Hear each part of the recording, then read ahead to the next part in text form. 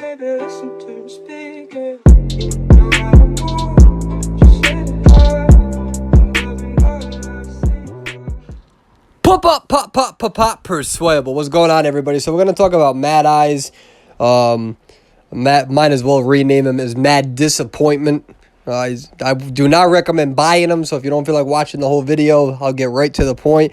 I think he's a disaster of a character. I think he's completely broken, and I think that the development team did a very poor job with him this round. And of course, if everyone knows, I have a lot of respect and love for the development team in the game. But the reason why users come to my YouTube and listen to me and watch me is because they want fair analysis that's not tainted by any conflict of interest.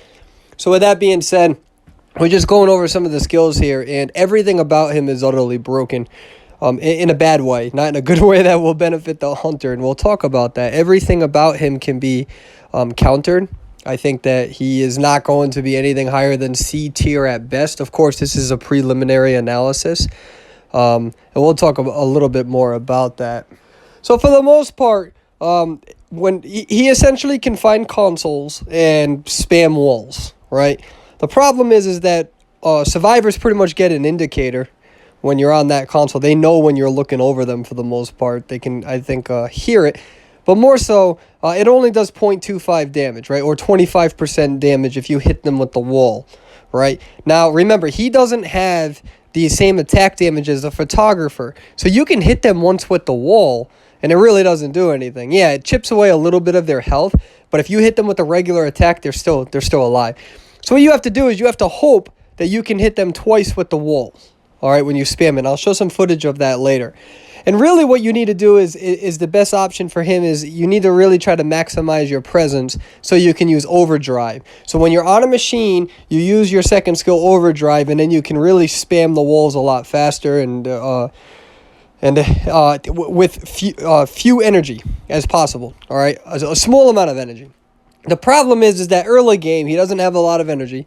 So when you're on the consoles, you can't really use a lot of walls. If you spam small walls, it's very difficult to hit competent survivors. So you take a risk at that. And while you're doing this, mind you, other people are still Cypher rushing. And I'm going to show you what that's like right here, just basically showing you can see where the ciphers are on the map so you know which ones to go to, which is nice and convenient on the map. And then when you click that, you can try to throw a wall down. So I'm going to show you what it's like to throw a wall down. Now, this survivor didn't really move at all, so it was nice and easy. Experienced survivors, it'll be a little bit more difficult. You're not doing too much damage, but the point is to kind of get them away from the cipher. Now, the issue is that the devs nerfed them, right? So before, the walls would be up for, I think, around 20 seconds, and now it's like 10. So what you could do is you could actually wall off a cipher and have the game continue and slow the game down, kind of like a pseudo-photographer. But now that the walls don't last forever, or 20 seconds rather, they go down relatively quickly. Now, the biggest disaster with this hunter, worse than my Tinder profile life and my dating life, is that you have to really choose between whether you use teleport or blink. And the problem is that if you don't use blink, you literally have no gap closing. You have nothing. You're like an early game Hell Ember, except worse. And if you decide to use blink, then that will secure your kills, but then you don't really have that same map flexibility. Right? So say if you do a good job with your walls, right? You throw your walls down and you trap somebody. But when you trap somebody, since the walls are only up for like 10 seconds because the development team nerfed them, you can't travel to that side of the map to secure your kill. So even if you trap somebody, unless you're near him, it's useless. Everything about him is kind of useless unless you use blink to secure your kill and then you use your walls to secure the kill even further. That's really the only way to use them. And so for the most part, early game, it's going to be a big struggle. And you have to make the choice, do I use my cipher machine or rather do I use the little portal to try to chip away at people's health? And if you do that, the rest of the team is still cipher rushing you. What you see right now is you see me getting kited really hard, right? This magician is doing a very, very good job. I don't have blink. I have no gap closing between him. So I'd be kiting him just the same exact way as I'm being kited right now. And it's frustrating. You don't have a rocket dash like you do with a clown. You don't have Geisha's dash. You don't have a gap closer. Even photographer technically has a gap closer with their second. All right. Spider Queen has a gap closer. Even Gamekeeper has a gap closer. I guess you could even technically say that Hellember has a gap closer when you unlock his puppet. He can throw the puppet. So it's really hard. Good luck trying to land it. But he's got something. This dude got nothing. He has absolutely nothing for a gap closer. So everything about him, anything that you choose can be countered. Forward can counter him. Seer can counter him by just looking at him all the time. And I really think that he's underwhelming. I think that his walls should stay up a lot longer, right? What you could have done before is put your walls down and block some of the cipher machines and really put that survivor at a disadvantage. What do? Do they wait for the 20 seconds? Do they hop it and take damage so they can start decoding and put themselves at risk? But not all of that's out of the window. All of it's out of the window because his walls don't last long enough. So what you see me doing right here, right, is that I'm just throwing walls down, right? This is me not using that lightning bolt in the lower right-hand corner. That's your second ability, right? So what I'm doing right here is just highlighting what it's like to use a machine without that, okay? And what happens is that when you use that lightning bolt, right, it reduces the cost of the walls and you can spam the walls faster. But it doesn't regenerate the machine, right? So you have to use it on a full machine. So if you're in an area that's already been taken out by another survivor or whatever, your second ability does nothing for that. Your second ability essentially means that, and you can go back to the beginning of the video, it essentially shows that you can, spam the walls a lot faster. So what you really need to do is unlock your presence to unlock that skill to make you a lot more dangerous on the machine, right? Now what you're going to see me do is activate that lightning bolt. You have to go on the machine. You activate the lightning bolt once you zoom in somewhere. And now you can spam it. And watch how much energy I save. So the entire idea... So there's a reason why I'm going in this order, okay? So I'm really showing you that once he has his maximum presence and he's on a full machine, he can really spam these. It makes it easier to really defend somebody who is on the chair. So what's annoying about him is that in the beginning of the game, you got to decide, do you use a console right away? And do you use a console to maybe do some chip damage? And if you do some chip damage, right, you only do 25% damage per wall hit. You can build up your presence. But you got to be careful because the walls don't last long anymore. The development team nerfed them, right? And because of that, you can't really hold off cipher machines anymore. So you have to make this conscious choice in the beginning of the match. What do? Do you go on a console and do you try to do some chip damage and try to build up your presence a little bit? Meanwhile, the entire team is cipher rushing you, right? So you want to try to build up that presence, and then maybe you want to go after them, and then you got to make the choice: do I use teleport or do you use or blink? Now the thing is that with teleport is nice because if you trap somebody near a cipher machine, you can teleport there and finish them off. But that's too situational to bank on every round. But you have no gap closer. And by gap closer, I mean that if I'm kiting you one-on-one or you're kiting me, I have nothing but my general skill. There's nothing unique about it. All right? So it's almost like you have to secure your kill early game by using blink. So now you got to use blink. Your walls don't last long. You can't secure kills across the map anymore. If you trap them in, they can just wait for you. Or you can try to spam the walls and keep chipping at them, but then you're wasting time.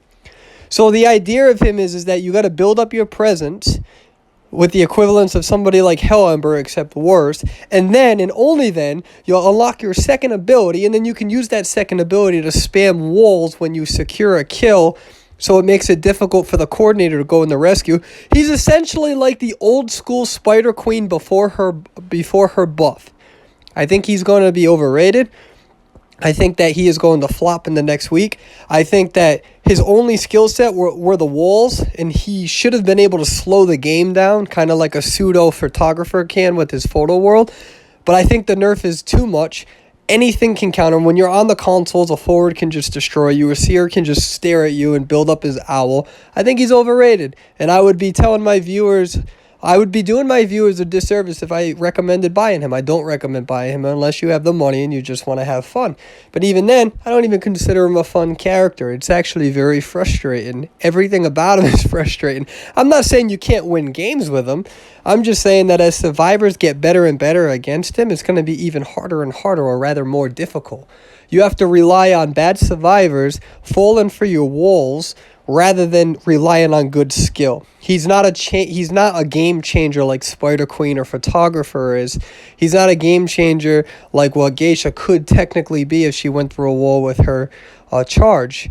So I don't recommend buying him. I think he's really right now underwhelming. I think the dev team should not have nerfed him.